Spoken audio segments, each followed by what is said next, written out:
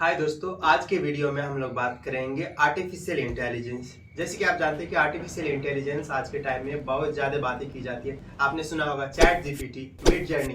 Chat GPT में लोग क्या करते हैं, अपने क्वेश्चन डालते हैं, उसके आंसर पाते हैं। और मिड जर्नी में जैसे कोई भी आपका इमेजिनेशन हो तो उसे आप एक प्रॉम्प्ट के फॉर्म में डालेंगे तो वो इमेजिनेशन को वो क्रिएट कर देता है। उसी तरह हमारे पास प्लेग्राउंड भी है, ठीक है। प्लेग्राउंड एआई भी है, एक वेबसाइट है जो कि ये भी एक क्रिएट करते हैं उसी टाइप। आपने कुछ साल पहले इंटरनेट में देखा होगा कि एक ह्यूमनॉइड रोबोट से क्वेश्चन भी किया जाता है। जैसे आपने सोफिया नाम सुना होगा, एक हांगकांग बेस्ड कंपनी ने बनाया है। वो भी एक आंसर देते हैं, जैसे जो भी एक ह्यूमन क्वेश्चन करते हैं उसका आंसर देते हैं। वो भी आई भी ब्लिंकिंग करता है, हैंड भी गेस्चर करते हुए, ठीक है। आज हम इसी टॉपिक पे बात करेंगे, आर्टिफिशियल इंटेलिजेंस, जो कि एक मशीन इंटेलिजेंस है। आर्टिफिशियल इंटेलिजेंस बेसिकली क्या है, एक मशीन इंटेलिजेंस, मतलब मशीन खुद इंटेलिजेंट होता है, उसके बाद खुद ब खुद इंटेलिजेंट होता है, और उसके बाद जिस चीज के लिए उसे इंटेलिजेंट किया जाता है उसी का आंसर या फिर वही चीज करता है, ठीक है। तो बेसिकली इस पे बात करेंगे। जैसे आप जानते हैं कि ह्यूमन इंटेलिजेंस क्या है। जैसे कोई भी एक इंसान, आप बोलते हैं ये बहुत ज्यादा एक्सपर्ट है इस चीज में, या फिर ये इंसान बहुत ज्यादा तेज है इस चीज पे, मतलब ह्यूमन इंटेलिजेंस की बात कर रहे हैं यहाँ पे। तो ह्यूमन इंटेलिजेंस क्या करता है, सबसे पहली बात, ये ह्यूमन इंटेलिजेंस सबसे पहले थिंक करता है, कोई भी चीज को सोचता है, उसके बाद कोई भी चीज को लर्न कर सकता है। कोई चीज हमने दे दिया तो वो चीज लर्न कर लिया, सीख गया, ठीक है, जल्दी। उसके अलावा भी क्या करता है, प्लान करता है। जैसे कोई काम करना होता है तो हम क्या करते हैं, सबसे प्लान करते हैं ताकि वो काम इफेक्टिव वे में हो और जल्द से जल्द हो और एक प्लान्ड वे में हो, ठीक है। इनके अलावा भी हम कम्युनिकेशन करते हैं। किसी से जब हम बात करते हैं तो कोई भी लैंग्वेज का यूज करते हैं, या तो वो इंग्लिश हो, हिंदी हो, बंगाली हो, उर्दू हो, कोई भी लैंग्वेज हो जिससे हम कम्युनिकेट करने के लिए आसानी से, कोई चीज को हम किसी को कम्युनिकेट करने के लिए, हम बात करने के लिए अपना लैंग्वेज का यूज करते हैं। उसी तरीके से हम कोई भी चीज को मैनिपुलेट करते हैं, ठीक है। कोई चीज को हम मैनिपुलेट करते हैं, इधर से उधर करते हैं, मैनिपुलेशन करते हैं, या फिर कोई भी ऑब्जेक्ट को यहाँ से वहां रखते हैं। तो सेम काम, सेम चीज को जो एक ह्यूमन इंटेलिजेंट करता है, एक ह्यूमन इंसान करता है, सेम चीज हम आर्टिफिशियल इंटेलिजेंस के थ्रू, एक मशीन के थ्रू हम काम करवाएंगे। सेम ही चीज, सारे चीज हम मशीन के थ्रू कराएंगे, क्योंकि हमें सोना है, हमें बस और कुछ नहीं करना है, हमें सो के रहना है, और उसके बाद एक मशीन काम करेगा और हम देखेंगे, ठीक है। और हम कुछ और करेंगे काम, या फिर मशीन जो है कोई भी काम को क्या कर सकता है, इफेक्टिवली कर सकता है, इफिशिएंटली कर सकता है, जल्दी कर सकता है एक ह्यूमन। तो हम इसके लिए हम क्या करेंगे, मशीन को हम डिजाइन करेंगे। तो इसी का नाम है artificial intelligence, means machine intelligence, मतलब एक मशीन इंटेलिजेंस, एक मशीन कैसे काम कर सकता है उस चीज को। इसके लिए हमें बहुत सारे काम करने होते हैं, जैसे प्रोग्राम करना होता है, एक हार्डवेयर बनाना होता है, उसके बाद सेंसर का यूज किया जाता है इसमें। तो ये सब चीज हम बाद में करेंगे। सबसे पहले जो आर्टिफिशियल इंटेलिजेंस टर्म है, इसने दिया किसने था और ये कैसे नाम पड़ा, इसका हिस्ट्री हम जानने की कोशिश करते हैं। सबसे पहले जो कि एक फादर ऑफ आर्टिफिशियल इंटेलिजेंस है, जॉन एमसी कार्थी। इन्होंने ऑर्गेनाइज किया था एक मीटिंग, जो कि डर्ट माउथ कॉलेज में, एक ये डर्ट माउथ कॉलेज में एक मैथमेटिशियन था 1956 में। इन्होंने ऑर्गेनाइज किया समर रिसर्च के लिए, जो कि कुछ 8 वीक का होना था। तो आपने जैसे जाना कि जॉन एमसी कार्थे ने एक ग्रुप ऑर्गेनाइज किया था समर रिसर्च के लिए, जो कि होना था आर्टिफिशियल इंटेलिजेंस पे। इस ग्रुप में था मार्विन मिन्स्की था, उसके बाद नाथानिया रॉचेस्टर था, क्लाउडे सेनॉन था, ठीक है, और भी कुछ लोग थे। टोटल 11 लोग थे, और ये 8 वीक के लिए होना था। और यहाँ पे कुछ टॉपिक सिलेक्टेड किया गया था जिसपे रिसर्च होना था, जिसका पहला है जो कंप्यूटर है, कंप्यूटर तो यूज होना ही है। उसके बाद हमारे पास है न्यूरल नेटवर्क, उसके बाद नेचुरल लैंग्वेज प्रोसेसिंग। जैसे कोई भी लैंग्वेज कंप्यूटर को समझ में नहीं आता जब, ठीक है, तो ये इसको समझ में आता सिर्फ बाइनरी डिजिट 0 और 1। तो हम जैसे इंग्लिश, हिंदी, उर्दू जो भी हम बोलते हैं, इसको कैसे समझ में आए, तो इसके लिए हम पढ़ते हैं नेचुरल लैंग्वेज प्रोसेसिंग। के बाद इन्होंने सिलेक्ट किया था एक टॉपिक, थ्योरी ऑफ कंप्यूटेशन। कोई भी चीज को कंप्यूट करने के लिए, कोई भी चीज को मैथमेटिकली कंप्यूटेशन करने के लिए इसको, इस टॉपिक को भी सिलेक्ट किया इन्होंने। उसके बाद क्रिएटिविटी, मशीन, एक क्रिएटिव मशीन कैसे बन सकता है। उसके बाद इनके अलावा भी कुछ और भी टॉपिक्स थे।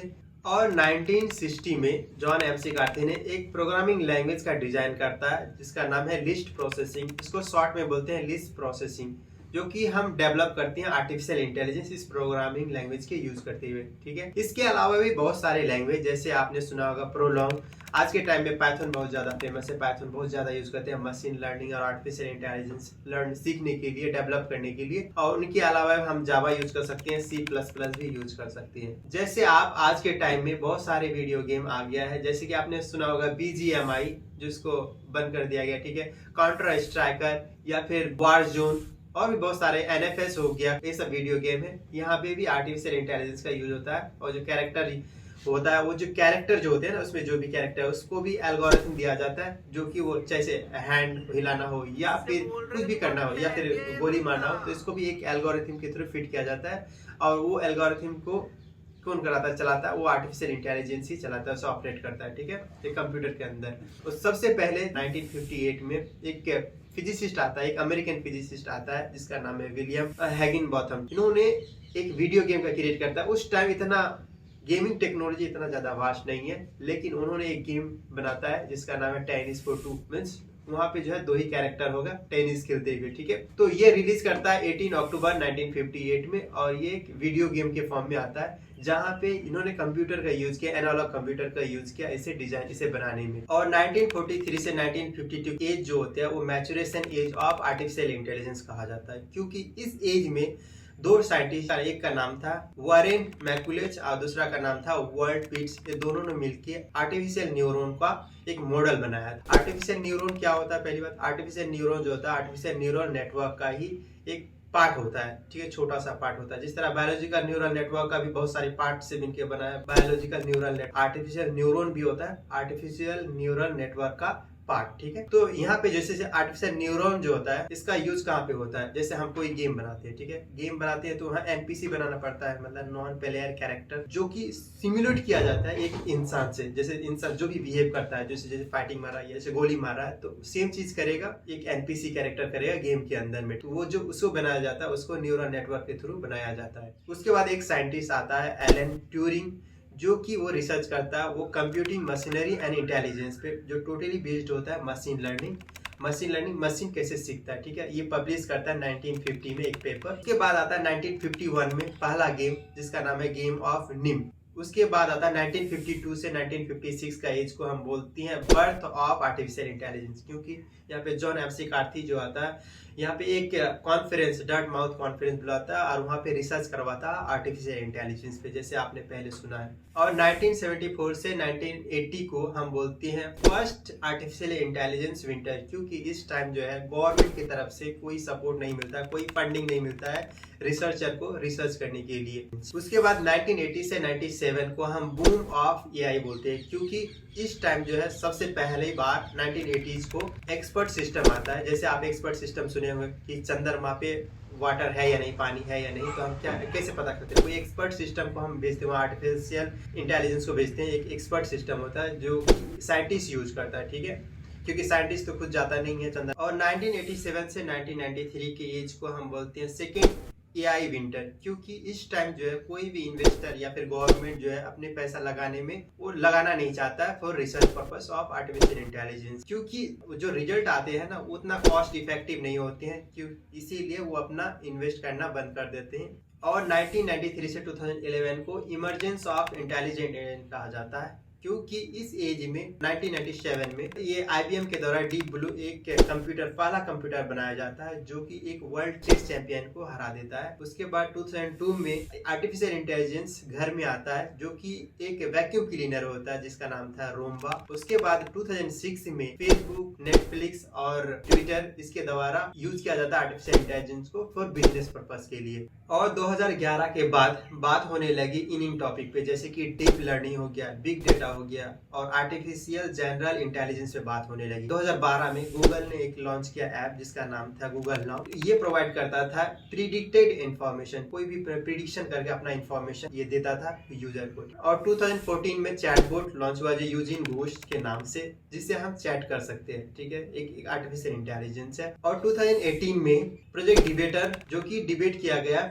IBM कंपनी के एक्सपर्ट के द्वारा। उसके बाद गूगल ने एक डुप्लेक्स एआई प्रोग्राम बनाया जो कि एक वर्चुअल असिस्टेंट है। अगर हम यूजेज की बात करें आर्टिफिशियल इंटेलिजेंस की, तो आज भी हम बहुत ज्यादा डिपेंडेंट है आर्टिफिशियल इंटेलिजेंस के। जैसे कि अगर आप एक एंड्रॉयड यूजर हो तो आप वहाँ पे पर्सनल वर्चुअल असिस्टेंट का यूज करते होंगे, जैसे गूगल असिस्टेंट नाम दिया गया वहाँ पे। तो आप उसे इंस्ट्रक्शन देते हो, जैसे कि अलार्म सेट कर दो इस टाइम पे, या अभी टाइम क्या हो रहा है, अभी वेदर क्या है, ये सब आप पूछते ही रहते हो कभी कभी। या फिर एक जो एप्पल डिवाइस यूजर है, जैसे मैक यूजर हो या फिर आईफोन यूजर हो, वो भी यूज करती है सिरी के नाम से, जो कि एक वर्चुअल असिस्टेंट है वो भी ऐसे ही सेम इंस्ट्रक्शन पूछते रहते हैं। और अगर आप एक विंडो यूजर हो तो वहाँ पे भी कोर्टाना नाम से एक आर्टिफिशियल इंटेलिजेंट होता है जो कि एक वर्चुअल असिस्टेंट होता है। और अगर हम बात करें एक्सपर्ट सिस्टम की, जैसे कि अगर मेडिकल डायग्नोसिस करना है तो मेडिकल डायग्नोसिस में एक्सपर्ट सिस्टम बहुत ज्यादा यूज होता है वहाँ पे।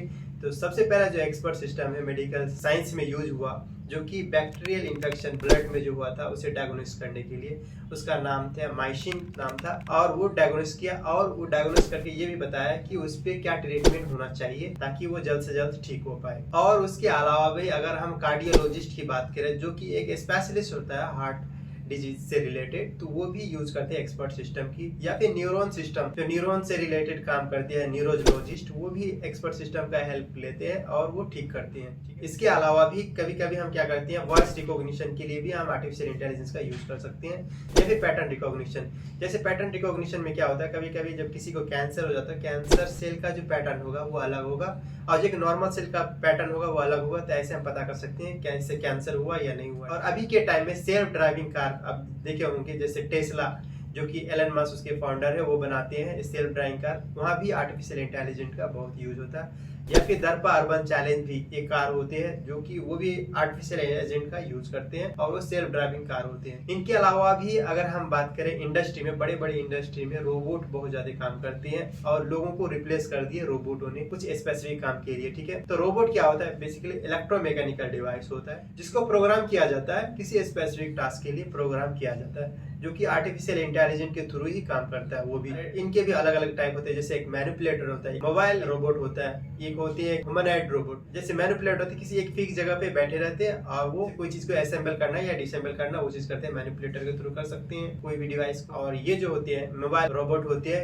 ये एक जगह से दूसरी जगह मूव कर सकते हैं, किसी ऑब्जेक्ट को भी मूव करा सकते हैं। और ह्यूमनॉइड रोबोट का इतना ज्यादा यूसेज नहीं है इंडस्ट्री में, हालांकि यूसेज बहुत कम है, लेकिन एक ऑफिशियल पर्पज के लिए ह्यूमनॉइड रोबोट का यूज होता है। जैसे आप सुने होंगे सोफिया नाम से, जो कि इंटरनेट में बहुत ज्यादा फेमस था कुछ साल पहले, और एक अच्छे ह्यूमनॉइड रोबोट है सोफिया, आप अगर इंटरनेट पे सर्च करेंगे तो पता कर पाएंगे। इसके अलावा नॉलेज बेस्ड सिस्टम एक्सपर्ट का भी यूज करते हैं। नॉलेज बेस्ड सिस्टम एक्सपर्ट का क्या होता है, अगर कोई एक्सपर्ट है किसी चीज में तो उसके जो भी नॉलेज है उनको कैप्चर करता है और उसकी बेसिस पे डिसीजन लेता है। और जैसे कि आप जानते हैं कि ऑटो प्रोग्रामिंग अभी बहुत ज्यादा फेमस है जो कि डेवलपर यूज करता है ऑटो प्रोग्रामिंग। तो यहाँ पे क्या होता है कि जैसे आपने सुना होगा गिटहब कोपायलट, ठीक है, ये जो है कोई भी नेचुरल लैंग्वेज में, कोई भी लैंग्वेज में आप एक क्वेश्चन डालेंगे, एक प्रॉब्लम स्टेटमेंट डालेंगे, उसको कन्वर्ट करेगा कोड में, ठीक है, प्रोग्रामिंग में कन्वर्ट कर देगा वो, अगर आप यूज करेंगे तो। इनके अलावा भी हमारे पास ये है ऑटो कंप्लीट प्रोग्राम जो कि एक डेवलपर यूज करते हैं ऑटो प्रोग्रामिंग, जो कि blackbox.ai अगर हम सर्च करेंगे तो ब्लैक बॉक्स जो है एक AI है वो कंप्लीट करेगा। जैसे आपने कुछ प्रोग्राम लिखा, कुछ पार्ट लिखा, उससे आगे का क्या प्रोग्राम होगा वो अपने आप सजेस्ट करेगा। तो ये सब AI यूज होता है फॉर डेवलपमेंट पर्पस। और अगर आपको मीम बनाना हो तो supermemes.ai भी यूज कर सकते हैं मीम बनाने के लिए, एक आर्टिफिशियल इंटेलिजेंस है। और टेक्स्ट से अगर वॉइस का में कन्वर्ट करना है तो भी आप आर्टिफिशियल इंटेलिजेंस यूज कर सकते हो। अगर आपको वीडियो एडिटिंग करवाना है तो भी आर्टिफिशियल इंटेलिजेंस है हमारे पास। और अगर वीडियो क्रिएट भी करना हो ना तो आप टेक्स्ट दे के वीडियो क्रिएट कर सकते हो आर्टिफिशियल इंटेलिजेंस के थ्रू। studio.did अगर आप सर्च करोगे तो एक आर्टिफिशियल इंटेलिजेंस है जो कि आपको वीडियो भी बना देगा ये फोटो यूज करके। और अभी के टाइम में आपने सुना होगा चैट जीपीटी जो कि एक लैंग्वेज बेस्ड AI है, जो कि आप कोई भी प्रॉम्प्ट देंगे, कोई भी क्वेश्चन देंगे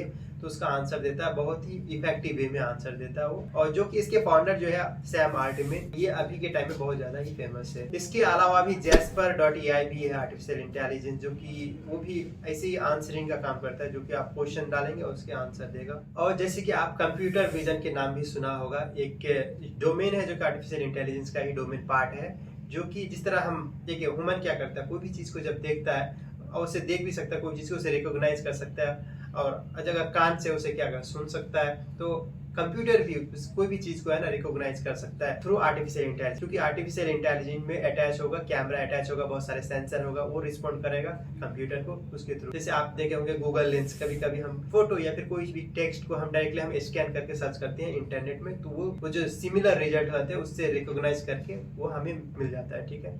तो वो भी बहुत ज्यादा एडवांस हो गया अभी के टाइम में, और आगे भी होने वाला है बहुत ज्यादा। और अगर हम फ्यूचर ऑफ AI की बात करें तो ये अनप्रिडिक्टेबल है क्या होने वाला है, लेकिन फ्यूचर में हम जरूर जानते हैं कि हम लोग सब आर्टिफिशियल इंटेलिजेंस के ही ऊपर डिपेंडेंट हो जाने वाले हैं। आर्टिफिशियल इंटेलिजेंस फ्यूचर में और ज्यादा एडवांस होने वाली है और हम लोग पूरी तरीके से डिपेंडेंट होने वाले हैं। चाहे एक बीमार इंसान को ठीक करवाना हो या फिर कोई भी काम करवाना हो तो हम आर्टिफिशियल इंटेलिजेंस की सहायता लेंगे ही लेंगे हर एक काम। और ये तो पॉजिटिव साइड हो गया और नेगेटिव साइड भी हो सकती है। जैसे कि कुछ लोग कहते हैं ना, जैसे आपने अगर मूवी देखा होगा, एक रोबोट मूवी देखा होगा, तो वहाँ पे क्या होता है कि एक आर्टिफिशियल इंटेलिजेंस जो कि एक चिट्टी नाम के होते हैं वो उसको प्यार हो जाता है हीरोइन से।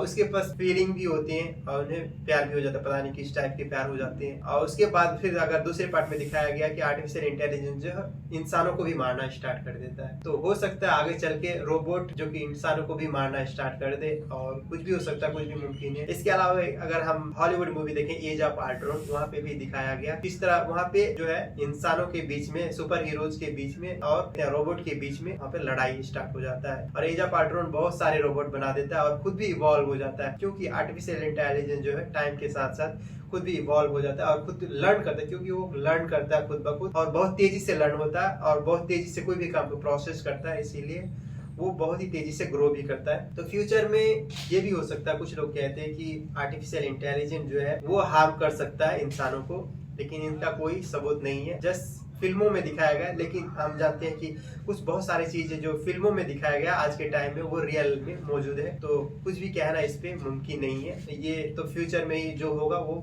फ्यूचर ही बताएगा। ठीक है, तो आज के वीडियो में इतना ही, तो मिलते हैं किसी नेक्स्ट वीडियो में, तब तक के लिए गुड बाय, सी यू।